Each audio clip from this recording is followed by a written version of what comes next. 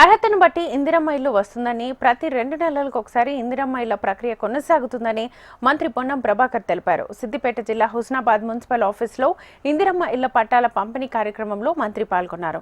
Collector మను చౌదరితో కలిసి 144 మంది లబ్ధిదారులకు ఇందిరమ్మ ఇళ్ల పట్టాలను పంపిణీ చేసి ఇందిరమ్మ మోడల్ హౌస్ ని ప్రారంభించారు. ఇందిరమ్మ ఇళ్ల కోసం ఎవరికి ఒక్క పైసా ఇవ్వాల్సిన అవసరం లేదని, అర్హతను బట్టే ప్రాధాన్యత ఉంటుందని మంత్రి తెలియజేశారు. మీరు ఎవరికి ఒక రూపాయి నయా పైసా ఇవ్వడానికి వీలేదు. ఎవరైనా మధ్యలో నేను ఇప్పించినా నేను ఇస్తా అని అధికారైనా, మా వాళ్ళైనా, మీ వాళ్ళైనా, చుట్టాలైనా, బంధువులైనా ఎవరైనా దీనికి సంబంధించినటువంటి ఎక్కడ కూడా అవినీతికి అవకాశం లేదు. వాళ్ళకి ఇవ్వడానికి ఒప్పుకుంటలేదు, చర్చ జరుగుతూ ఉంది. ఈ విధంగా కార్యక్రమాలు జరుగుతూ ఉన్నాయి. దయచేసి నేను మళ్ళీ చెప్తా ఉన్నా, 15 నెలల వాళ్ళు కట్టినాయి, శాంక్షన్ ఇచ్చినాయి 1400, అలా కట్టినాయి 140.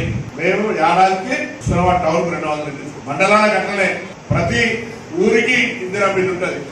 గతంలో ఇందిరమ్మ ఇల్లు లేని ఊరు లేదు, హనుమంతుని గుడి లేని ఊరు లేదన్నట్టుగా మళ్ళీ 15 నెలల ఇందిరమ్మ ఇల్లు ప్రతి ఊర్లో, ప్రతి వార్డుల పండుగ లెక్క చేసుకొని కట్టుకునే కార్యక్రమాన్ని జరుగుతోంది. దయచేసి అందరూ కూడా ఈ అవకాశాన్ని వినియోగించుకోండి. వాటన్నిటిని పరిశీలిస్తాం. ఎలిజిబిలిటీ అంటే అర్హత అనేటువంటిది ప్రాధాన్యత.